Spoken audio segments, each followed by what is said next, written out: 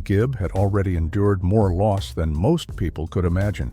He had stood at the side of both of his brothers on stages around the world in recording studios that produced some of the most beloved songs of all time, only to later stand alone at their funerals. For decades, he carried the Bee Gees' legacy on his own. He smiled for the cameras, delivered the harmonies fans knew by heart, and kept the sound of his brothers alive through his own voice. To the public, he seemed like a man who had faced his hardships and somehow kept moving forward. But there was something Barry never told the world, not in an interview, not in a memoir, not in private conversations. It happened long before the fame, before the music, when Barry was just 4 years old. A man in his neighborhood behaved toward him in a way no child should ever have to experience. Barry has been clear, the man never laid a hand on him. But other things happened, things that stayed with him and that he later learned had happened to other children as well. And then came the night that would remain etched in his mind forever. A knock at the door, heavy footsteps on the floor, a police officer sitting on his bed in the early hours of the morning asking questions that no child should ever have to answer. For more than 60 years, Barry kept that memory locked away. Until one day, in the middle of an interview, the words slipped out, and once they were spoken, they could never be taken back. Why did Barry finally speak?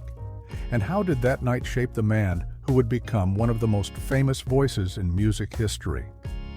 If you love uncovering the untold truths behind music's biggest legends, subscribe to RetroWaves. This is where the stories they've kept quiet for decades finally come to light. Barry Allen Crompton. Gibb was born on September 1, 1946, in Douglas, Isle of Man. His parents, Hugh and Barbara, were hardworking, musical, and dedicated to their children. Barry was the second oldest of 5, with his younger twin brothers Robin and Maurice arriving 3 years later. Life on the Isle of Man was peaceful. Narrow cobblestone streets, sea winds sweeping across the harbor, and a community where everyone seemed to know one another. Barry's earliest memories were simple ones: family meals, his father playing drums, and his mother singing in a warm, clear voice. But when Barry was still a young boy, the family packed up and moved to Chorlton-cum-Hardy, a district in Manchester. It was a city buzzing with post-war life. Markets, busy streets, and neighbors chatting over garden fences. Children played freely in the streets until the streetlights came on. To a child, it felt like a place where nothing bad could happen. But that illusion didn't last. When Barry was about 4 years old, someone in the neighborhood crossed a line, treating him in a way no child should ever have to face. Barry would later explain that there was no physical contact, but other things happened.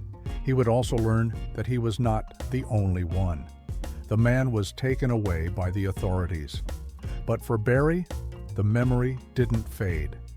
He recalls the knock at the door in the dark, the officer sitting at the edge of his bed, and the confusion of being asked questions he didn't understand.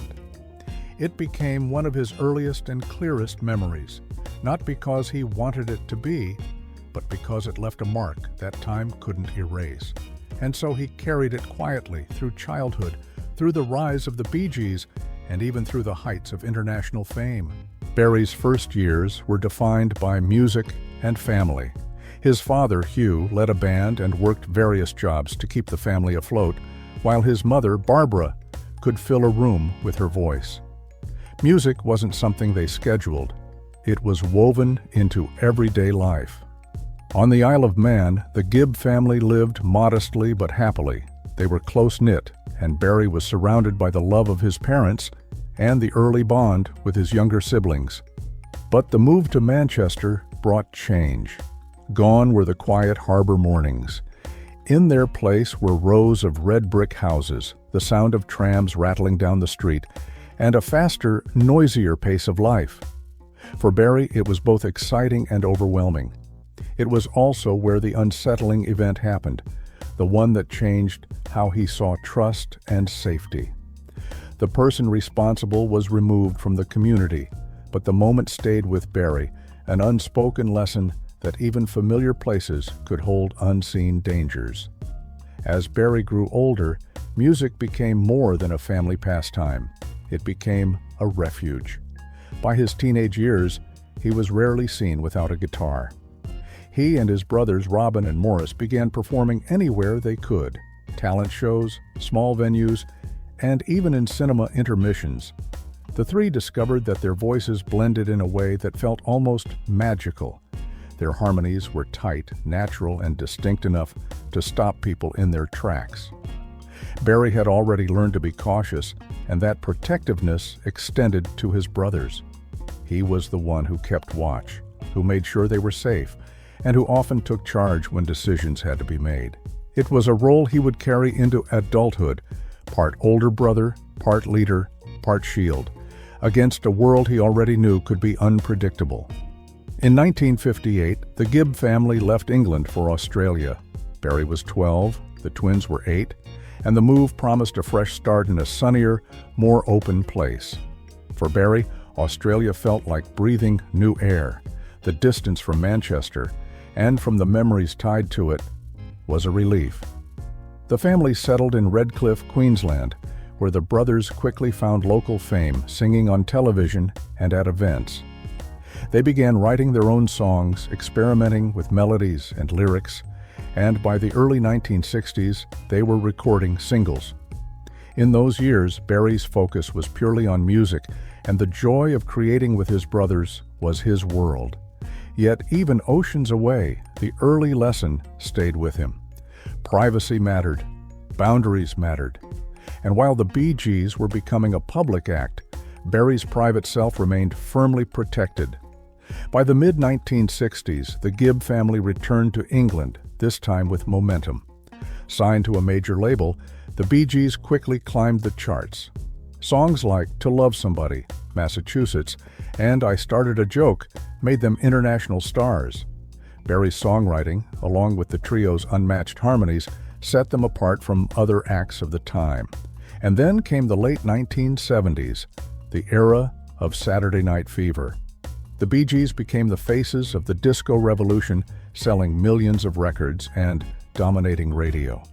But even in the height of fame, Barry remained careful about his personal life. He avoided oversharing in interviews and steered conversations toward the music. To most, it was professionalism. But for Barry, it may have been the continuation of a habit formed long ago, keeping the most personal parts of his life out of reach. In January 2003, tragedy struck. Morris, the steady and good-natured heartbeat of the Bee Gees, passed away unexpectedly.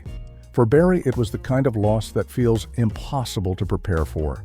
They had spent their entire lives side by side, in rehearsal rooms, on stages, and in countless hotel rooms around the world. Without Morris, the music felt emptier, and so did life off stage. Barry stepped back from the spotlight. The stage was no longer the same without his brother's easy smile just a few steps away. 9 years later, Robin passed away after facing serious health challenges. For Barry, losing both brothers meant losing the two people who had known him since the beginning, before fame, before success, before the world even knew their names. In interviews after Robin's passing, Barry spoke of the strange loneliness of being the last Gibb brother. He reflected on their shared history, but still kept certain memories, the deepest ones, to himself. By 2017, Barry Gibb had long since proven himself as one of the most enduring figures in popular music. He was preparing for one of the proudest moments of his solo career, performing on the Pyramid stage at the Glastonbury Festival in the coveted Legends slot. In the days before the show, he agreed to an interview with Radio Times. The plan was to talk about the Bee Gees' legacy, his solo projects, and the joy of performing for new generations of fans. The conversation started as expected, his memories of writing hits, the highs and lows of the music business, and his thoughts on carrying on without Robin and Morris. But then, in a moment that even Barry didn't seem to plan, he paused and opened a door he had kept closed for more than 60 years. "I've never said this before," he began. When I was about 4 years old, something happened to me. Something no child should ever have to go through. The person didn't hurt me physically, but they crossed a line, and it wasn't just me. It happened to other children as well. He spoke about how the authorities became involved, how the person was taken away, and how he could still see it as clearly as if it had happened yesterday. Waking up to find a police officer sitting at the edge of his bed in the early morning hours, asking him questions he couldn't fully understand. Barry didn't dwell on it. He didn't dramatize it. He simply said it, plain, direct, and with the weight of decades behind it. And then, as quickly as the moment began, the conversation shifted back to music. Days later, Barry walked onto the Glastonbury stage to a sea of faces, tens of thousands of fans ready to sing along to the songs they had grown up with. The late June sun bathed the field in gold, and the energy was electric. For the audience, this was pure celebration, a living legend performing timeless hits. But for Barry, it was also something more private. Just days earlier, he had shared a truth that had been with him since childhood, a truth that had never before been spoken aloud. As he strummed the opening chords of "To Love Somebody" and heard the crowd join in, Barry stood not just as the last Gibb brother, but as someone who had quietly faced a shadow from his past and let it out into the light. Whether it brought him closure, relief, or simply a quiet acknowledgement, only Barry could say. But there was no denying that this Glastonbury performance carried a different kind of weight. June 25, 2017. The fields of Worthy Farm were alive with energy, a rolling sea of people stretching far beyond the eye could see. Flags waved in the warm summer air, colors shifting under the golden evening light. The pyramid stage towered at the center of it all, not just a structure, but a symbol. To stand on that stage meant you had earned a place in the living history of music. Barry Gibb stepped forward into that space. The sun caught the silver in his hair, his guitar hung loosely in his hands, and behind him, the massive LED screens projected his image to those far in the back who could barely see the stage itself. For the fans, this was a once-in-a-lifetime moment, a living legend performing songs that had been part of their lives for decades. But for Barry, there was another layer to this night. Just days earlier, in a quiet interview, he had finally given voice to a memory that had been with him since early childhood, a time when trust was broken and innocence was shaken. For more than 60 years, he had carried it silently, and now he had spoken it, plainly and without embellishment. It wasn't shouted for attention, but stated simply because he was ready. The applause that greeted him at Glastonbury was thunderous, but he let it wash over him quietly before strumming the opening chords of Jive Talkin'. The rhythm was infectious, pulling the crowd into movement, but as he looked out, he didn't just see thousands of strangers. He saw people who, like him, had lived through joy and loss, triumph and hardship. He followed with "To Love Somebody," his voice carrying a depth that only time and life can give. In the faces near the front, some sang with tears in their eyes, others with smiles so wide they seemed lit from within. Every chorus echoed back at him, turning the performance into a shared moment between artist and audience. Then came "Stayin' Alive." The beat dropped, the bass thumped, and the field erupted in movement. Yet even in this high-energy moment, Barry was steady, almost serene. He knew what this song meant to people, but he also knew what those words meant to him, a reminder of enduring through times when it would have been easier to give up. The set built like a wave, cresting with "How Deep Is Your Love?" The harmonies he once sang with Robin and Morris now floated from the voices in the crowd. They weren't perfect, but they were heartfelt. And in that imperfection was something beautiful. Proof that the music had outlived its original form and belonged to everyone now. In the space between verses, Barry looked up toward the summer sky, as if acknowledging the two voices that were no longer beside him. This was their music too. This was their night as much as his. The cheers at the end of the set were long and unrelenting, a wall of sound that seemed to rise and hang in the air. But the most significant release for Barry had already happened before he even walked on stage. In the moment, he decided to speak openly about something he had kept private for most of his life. The performance was triumphant, yes, but it was also cleansing. For Barry, Glastonbury wasn't just another show, it was a turning point. A night where the music, the crowd, and the man himself were all in complete alignment. As he walked off stage, guitar in hand, he carried with him not just the memory of the cheers, but the quiet knowledge that he had finally said what needed to be said. And still, the music played on. Barry has never shared further details about that chapter of his life, and perhaps that's exactly how it should be. Some experiences are not for public dissection. Their significance lies not in the retelling, but in the fact that they are acknowledged. What is certain is that the moment helped explain some things about Barry that fans had long observed but never fully understood.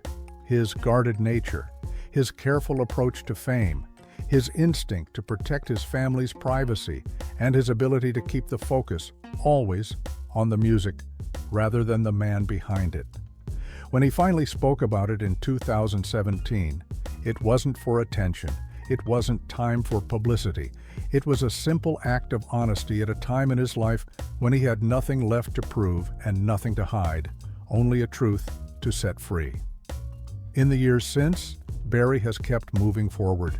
He continues to perform, to record, and to honor the Bee Gees' legacy.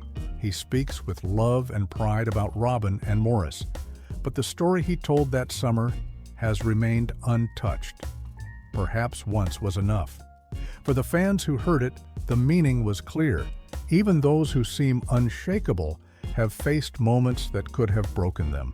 And sometimes the real triumph isn't the success you build, but the burdens you find the courage to put down. Even the brightest voices can carry the quietest burdens. Sometimes those stories remain unspoken for decades, until the right time, the right place, and the right courage bring them into the open. If you believe these moments matter, if you want to hear the untold truths behind music's most unforgettable legends, subscribe to RetroWaves, because the past still has something to say, and sometimes it's not the story you expect. What do you think gave Barry the courage to speak after all those years? Share your thoughts in the comments, and stay tuned for our next story, where another music legend reveals the moment that changed everything.